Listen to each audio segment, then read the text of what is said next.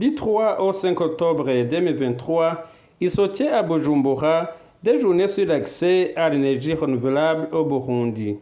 Ces dernières ont été organisées par le ministre en charge de l'hydraulique, de l'énergie et des mines, en collaboration avec la délégation de l'Union européenne au Burundi et le groupe de la Banque mondiale, ainsi que d'autres compagnies, tant nationales qu'internationales, qui œuvrent dans le domaine de l'énergie renouvelable. Dans son discours d'ouverture de ces journées, le ministre en charge de l'hydraulique, de l'énergie et des mines, Ibrahim Uwizeye, a rappelé que le secteur de l'énergie occupe une place prépondérante dans le développement socio-économique du pays. Le Burundi a besoin d'une offre énergétique importante pour exploiter nos ressources minières, pour permettre le fonctionnement des industries de transformation des produits agricoles, pour exploiter pleinement les services qu'offrent les technologies dont l'information.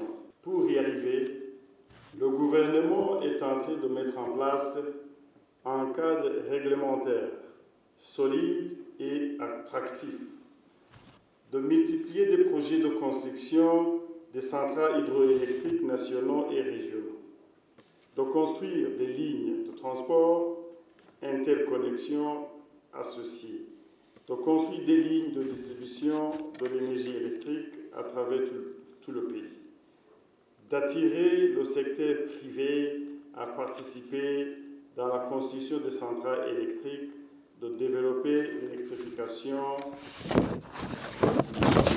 rurale en utilisant les technologies qui sont à jour, de mettre en place des projets d'efficacité énergétique.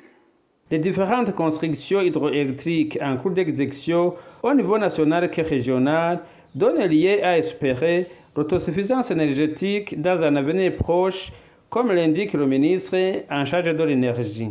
Des chantiers de construction des centrales hydroélectriques et des lignes électriques d'interconnexion régionale ont été lancés, dont le projet Rusumo Falls.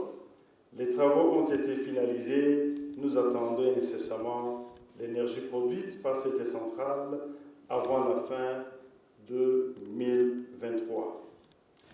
L'achèvement des travaux et la mise en service de la centrale Kabou 16, qui aussi va nous donner 20 MW, est attendu en début 2024. L'interconnexion, plutôt la centrale Renaissance de l'Éthiopie, est déjà une réalité du fait que la ligne d'écoulement de cette énergie qui va relier le Rwanda et le Burundi via les postes de Ngozi et d'Izérigué est déjà en cours de construction. Le Burundi compte aussi se raccorder au réseau de la Tanzanie pour tirer profit de la centrale hydroélectrique qui est en cours de construction, qui va générer 2000 MW en cours de construction en Tanzanie. Les études de la ligne qui acheminera cette énergie au Burundi doivent être finalisées pour entamer les procédures de mobilisation des fonds pour la construction. Le ministère en charge de l'énergie est appelé à conclure le mémorandum d'entente avec la Tanzanie sans tarder.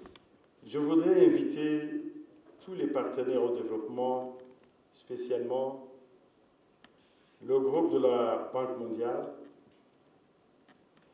l'Union européenne, l'Agence des énergies renouvelables et d'autres ici présents, que le Burundi veut l'accès universel à l'électricité d'ici 2027 pour accélérer le développement socio-économique du pays. Quant à la représentante de l'Union européenne au Burundi, elle dit que l'accès à l'énergie est une précondition pour tout développement inclusif et durable et dit être heureuse que les plus hautes autorités du pays accordent une importance particulière à ce secteur. Elle ajoute que le rôle du secteur privé est primordial, que tous les efforts doivent être déployés pour créer un environnement favorable aux investissements privés dans le secteur de l'énergie. et promet que l'Union européenne s'engage fortement pour appuyer les autorités burundaises dans ce sens. Vous saurez que différentes compagnies œuvrant dans le secteur de l'énergie renouvelable ont profité de ces journées pour exposer leurs produits de commerce.